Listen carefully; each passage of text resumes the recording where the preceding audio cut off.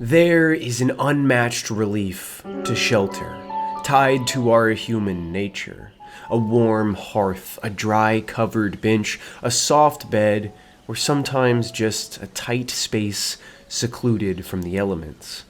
Video games often have unique ways of representing this basic need, but there are three levels to shelter. At its most simple, it's a means of survival, then it becomes a place of rest, and finally it transforms into a home.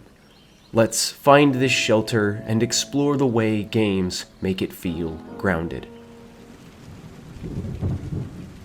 At its core, shelter is about survival, protection from the elements. It is such in Rain World, one of the most notoriously difficult indie games ever made.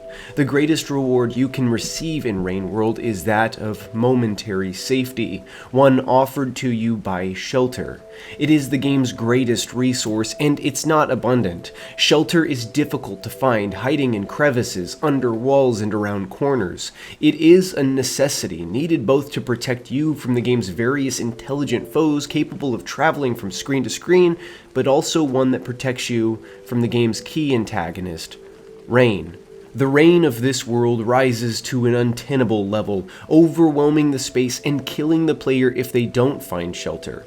As such, the progression of the game is finding this shelter further and further into each zone, progressing to new zones all on your way to making it to the surface. In the process of finding each hiding place, you must also accumulate enough food for your character to be able to hibernate. It is a vicious battle, one that makes each shelter found a massive relief, a weight off the player's shoulder as they nestle into its quiet protection.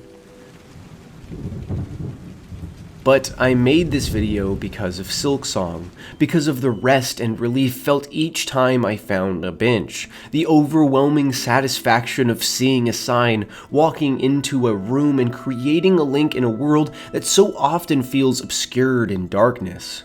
Rest, albeit momentary, is the thing Hornet gains at each bench, protection from enemies, a placeholder in the world for you to come back to. The bench isn't quite a home, but more of a rest stop. Tying a few benches together creates a chain for you to travel upon, a way for you to understand the world. While the road is fraught with danger, a bench offers comfort. They also offer beauty, the glowing moss, the rainy window, the lush forest. They invite you to sit there and take in their sights and sounds. The world of Hollow Knight is one of great contrast, difficulty and comfort, sorrow and joy. At these benches, we are able to feel the emotions of the world, break from our endless pursuit, and just sit. But these zones of rest have become somewhat commonplace among the Souls-inspired experiences, all tracing back to the original Dark Souls. Bonfires are iconic places of rest, set amidst the ruin and decay. The massive beasts, the fiery pits, are small swords planted in the ground with rising flames kicking up ash. In a relentlessly difficult world, all of these rest bits are necessary. In its final state, shelter becomes home, a place of comfort and familiarity. While yes, it offers protection as others do, it's more than that. It's a place that feels uniquely yours. It's easy to think of the farmhouse in Stardew Valley, your wood shack in Minecraft, or a number of other locations in cozy games. I instantly think of the boat in Spiritfarer. It is customizable so that it can be tailored to your liking, but mainly it's a location that houses your family of spirits. While it's not planted in the ground, I don't really think that's what a home is anyways. A home is what you make of it, and plenty of different games have unique ways to make it special. In Minecraft, even the humblest shelter becomes sacred, not for its shape or size, but for the quiet moments of creation, the fires you light against the dark, the memories etched into each block you place. And aboard the boat in Spiritfarer, you carry not just passengers, but stories, grief and love stitched into every floorboard, every curtain, every lantern glowing softly in the night.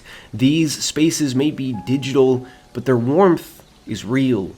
Built not just with resources, but with care. As the rain trickles onto the roof, The fire crackles and burns, the wind swirls about. The shelter gains its character, its purpose found in its comfort, in its protection. Whether it's survival, its rest, or its home, shelter often finds itself at the heart of a journey. At the end of a long day, secluded from life's hardships, there too we find our rest.